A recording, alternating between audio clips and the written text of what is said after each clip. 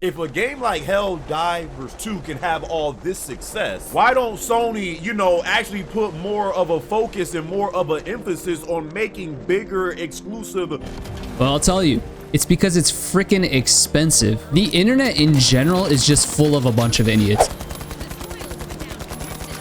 Like, I feel like you can just replace the gaming community with just the internet as a whole, and it'd be the same thing. It'd still be equivalent.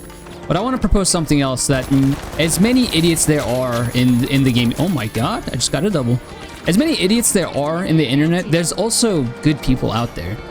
Going back to the idea of why didn't Sony invest more money into these exclusive or these bigger name games like God of War or something like that. Why doesn't Sony make things like this? I said, dude, first of all, it's super expensive to make something like that, right?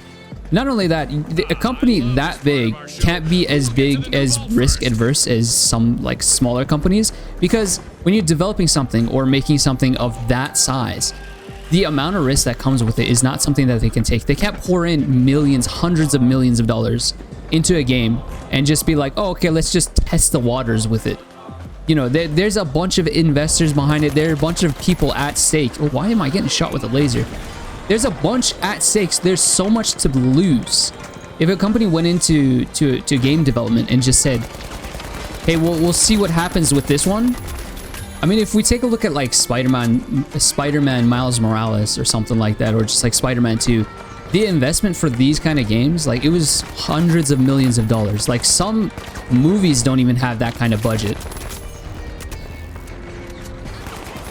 Hey, editor me coming in here because I noticed that it seems like I'm taking a lot of his clips out of context because I'm just trying to avoid copyright, small YouTuber problems. So I just want to clarify and give some context. He's making this video out of frustration out of a lot of his comments that he got for saying that Helldivers 2 is a decent game, just not an amazing game like what the other people are saying. So getting a lot of comments like calling Helldivers 2 an okay game is wild is leading him to this the gaming community is full of a bunch of idiots video. I can understand his frustration, and I'm not hating on him or his video by any means. In fact, I agree with a lot of what he says.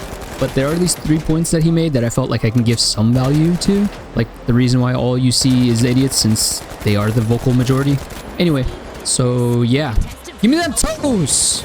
Give me them toes! In fact, the reason why this video stood out to me is because recently, actually, it was funny how... I can't hit that guy. He's so thin, I can't hit him. Literally yesterday, I was heading back home and I heard on the radio NPR they were talking about like this the gaming industry and how Activision and Sony just recently had a huge layoff, right? Which I'm not going to take my game industry news from NPR, but still they had some really good points actually for being a news station, which you might consider like they might be out of touch or so on and so forth or whatever. Damn, I fried that guy. But no, what they were saying is, I couldn't find the article, but here's what they said. The time frame to develop a game, and we're not talking like small indie games here, we're talking about normal size, whether it's AAA, AA, it doesn't matter, just like normal size games are usually between like the 4 to 6 year range, right? You want to develop a game, take the finals for example. I'm assuming they started developing this game in like what, 2018, 2019 at the latest. Like, it takes a lot of time. So when you're developing these games, you have to essentially predict how the gaming environment in the industry is going to be in the future. So if you're making a game, say right now, or let's take back in peak Fortnite days when battle royales were a big thing, right? For a game like Call of Duty or something to come out with a battle royale and bet that, oh, in 3-4 years time, battle royales are still going to be a thing. I should probably res my teammate. It's a huge ask to put that much money and resources into a thing that may not even last. It's like a fad. It could be a fad. Who knows if it's going to stick around? So they have to predict what the gaming environment and industry is going to be in the future, and then put in all this time and resources and money and so on and so forth into something that they don't even know. There's like so much uncertainty. You're putting in all this just for the possibility, for the hopes that that fad is still going to be around at the time. Take Helldivers 2, for example. I don't know if Helldivers 2 is like a big AAA game or anything like that, how big the studio is, but I mean, from the outside, from surface value, it looks like this guy's so thin, I can't hit him. From the outside, it looks like this game, it's pretty well polished. It's made by a decent group of individuals. Same with the finals. Like, I don't know how big the embark is. I think it was like, what, 50 people at max? So there's not that much democracy to go, or bureaucracy to go in between when you're developing a game. Should we add this feature? Should we make this change? So on and so forth. But yet the development cycle is still a long time. Helldivers 2 was probably started in, again, same time as the finals, 2018, 2019. They had no idea if co-op, you know, PvE shooters are still going to be a good thing in the future. They had no idea. It was a gamble. It was a toss-up.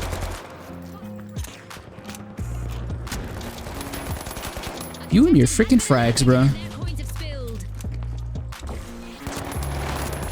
You throw those frags, buddy. You throw those freaking frags, all right? Oh, your teammate's coming to rescue. Did you not see me behind the sign, brother? I should probably make this clear that I'm not hating on his video at all. In fact, I think it had a lot of value to it, and that's why I found inspiration on it. I just want to provide my input on it and add a little bit of more value to what he was saying. You either have to love a game or you hate the game. There is no middle ground. This was so true, man. Hearing that, like, there's no in between. You either hate you either hate something or you love it. You can't be an in between. You can't not have an opinion on something. This was so true, man. Especially with the internet when you're making content, right? Negativity, especially on the internet, online, just gets way more engagements, right? So that's why you see it a lot online. Oh, frick. By the way, dude, I am absolutely fragging out with 14 kills and managing to talk about this in-depth topic and subject at the same time. So if you're enjoying the video, make sure you drop a like and sub. When it comes to comments and just like online communications, it's a little bit different of a story. Here's my take and opinion on it. It's like when you take a look at the people who tend to post online, it's usually the people who are passionate about that thing one way or another. If we take that Helldivers scenario or the finals scenario, it's either you hate the game or you love the game. Those are the type of people who are going to choose to, you know, spend their time and write something about it online. Dude, he's so low. That's a medium? Okay, thank you. Thank you, teammate. You got him with the mine. If you're in that type of scenario or boat, I'm coming for you, bud. Then you're not really going to go out of your way. I told you I'm coming for you. To go online and post about it. It's just, ooh, that is a lot of dudes. Holy frick, I walked into the wrong... And again, this falls into the phrase or the saying where like the people who are vocal are the majority. I think that's how it... I don't know exactly how the phrase goes, but like the people who are on the two extremes or the most majority of the people are the people who are going to be more vocal about something. So the in-betweeners... They're not vocal. They don't have a saying. They don't get heard because they're not saying anything. In Turkish, we have a saying, "Ağlamayan bebeğe mama verilmez." I think that's how it goes in Turkish. It's basically, I'm trying to res the purple. I'm trying to res purple.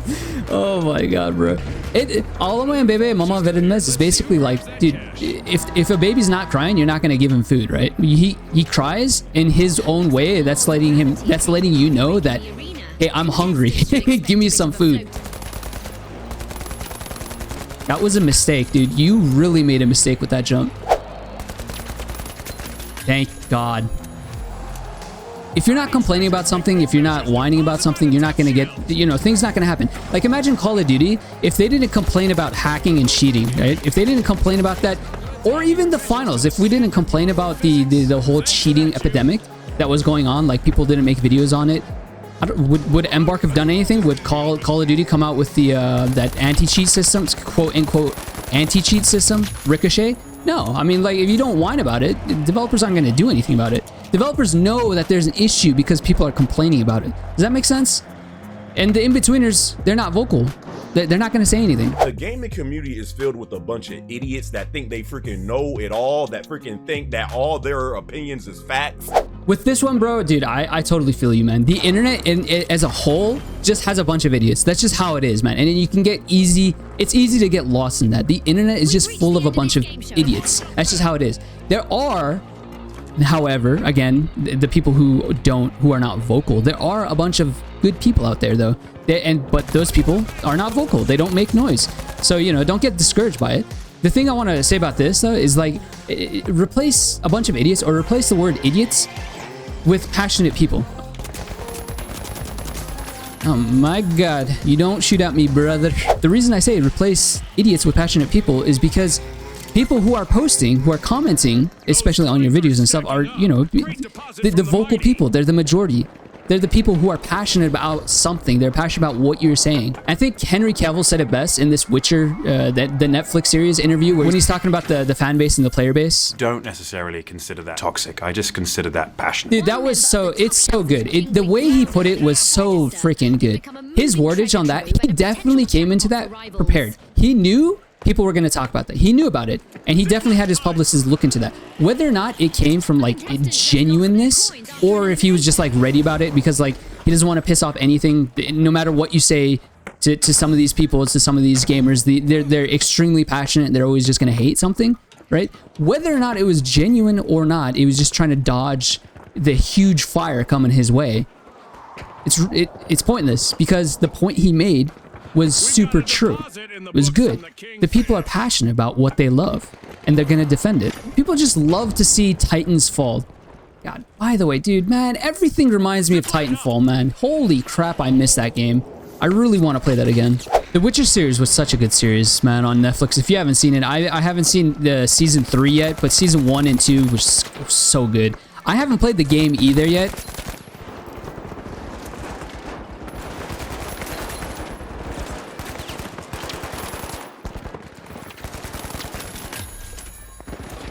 Run, teammate, dude, deposit it. Let's go, let's go. No, you got this, you got this, you got this. Save you. Another freaking 14 kill win, dude. That was a hell of a video. If you guys enjoyed it, make sure to check out this one next. And dude, I fragged out.